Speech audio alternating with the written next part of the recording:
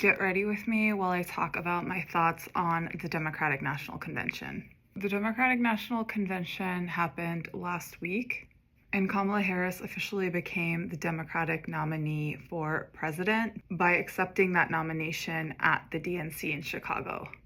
And the purpose of the convention is to drum up support amongst the base ahead of the election. For fundraising, for voting, for volunteers who are going to go out to the states across the country, especially those key swing states that Kamala Harris needs to win in order to win the election to secure those votes. So one thing that I want to establish about the convention is that it's very much an insider thing. These are people who are all the way in, will vote for them no matter what. So this type of convention is not indicative of where people who are undecided are at, but it's very indicative of what a candidate stands for and what the party platform is, and what the party represents. So I didn't watch the whole thing. I watched select speeches. I definitely didn't watch Biden. Like when the history books are written, this man's legacy is going to be the genocide in Gaza. I watched AOC's speech, which was compelling, but I also didn't appreciate her lying about tirelessly working on a ceasefire. She said that specifically about Biden and Harris. So AOC is just very much part of that system now. And I watched the Obama speeches, which were probably the most solid speeches of the entire convention. But with their collective power and charisma, imagine how much they could have done to battle imperialism and militarism, which is really the legacy of colonialism. But those are systems that Obama upheld as president, which I have a lot more clarity around now.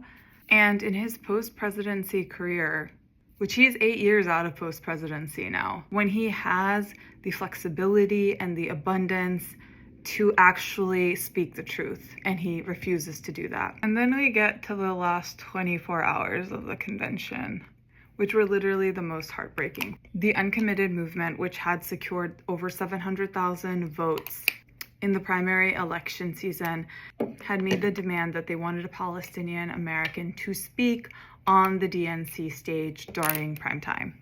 In the last 24 hours of the convention, the DNC and the Harris campaign informed the uncommitted movement that they would not be platforming or giving any time to speak to a Palestinian American on stage. At that point, the uncommitted movement announced that. There was a lot of blowback online.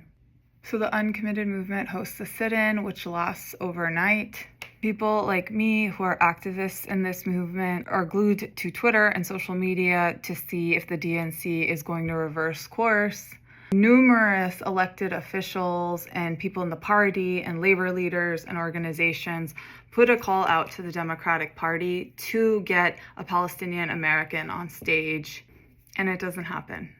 I cannot tell you how demoralizing those last 24 hours of the convention were. So this takes us up to Kamala Harris's speech on the final night of convention.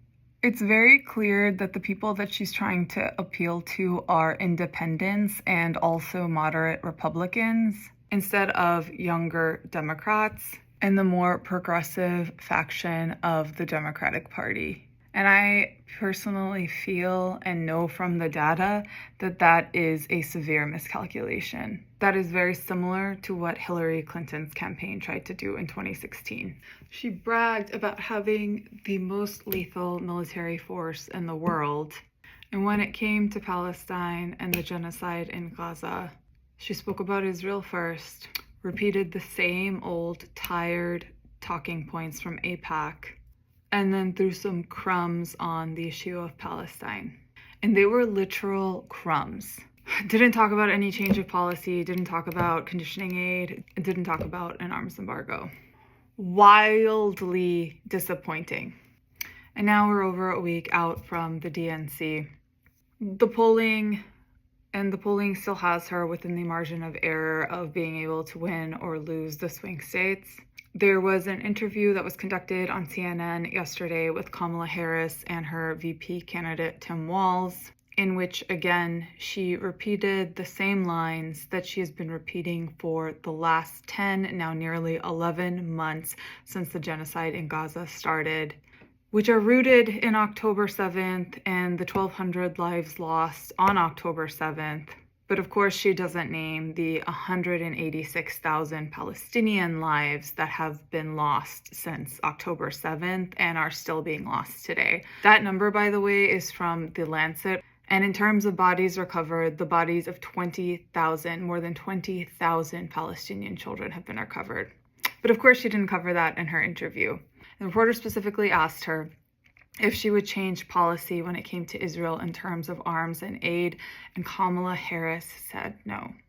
So it doesn't feel really good right now. Hillary Clinton lost the 2016 election by 80,000 votes across 4 states: Michigan, Pennsylvania, Ohio, and Wisconsin.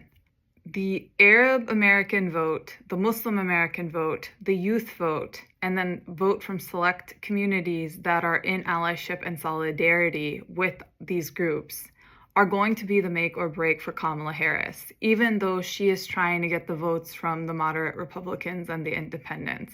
The strategy is flawed. We saw this in 2016. Everybody should be worried. And if you are worried that she's going to lose, if you're worried about a Trump presidency, don't go barking up our communities. Push on your candidate to be better and to change policy. I'm going to be creating a lot of content in the lead up to the election, so please follow along. And I am launching a Substack next week. You can subscribe from the link in bio, which is specifically going to focus on the SWANA electorate, which contains the Arab and the Muslim American electorate, and you can learn more about that there.